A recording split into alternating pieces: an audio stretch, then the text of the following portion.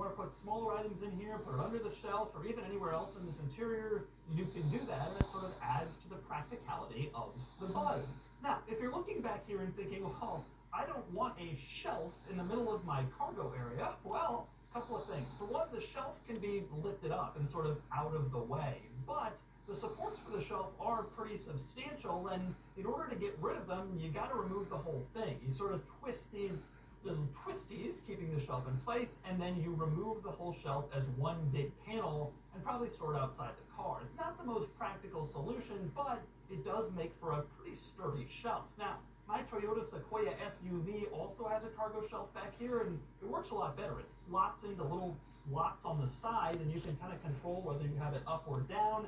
This one is fixed at this location and has kind of a lot of hardware to go with it. Now, with that said, the shelf can be useful if you want to put down the third row of seats to have a big flat floor of cargo. As you can see, now there's a lot of space back here, almost like a commercial van with the third row seats down. It's worth pointing out these third row seats can also be fully removed.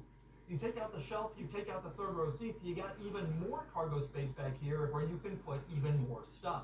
One interesting drawback of this van, the whole point of the old school Volkswagen bus was you could camp in it. You could kind of stay anywhere and live wherever, and that's the van life movement. Here, there's one kind of disappointing point. If you put the seats down, all the seats, second row and third, plus the shelf, you'll notice there's a little gap between the second row and the third row where if you were sleeping, your butt would just fall into this crevice in the back. Now, you can move the seats around, but even the second row seats all the way back and the third row seats all the way forward, there's still a gap.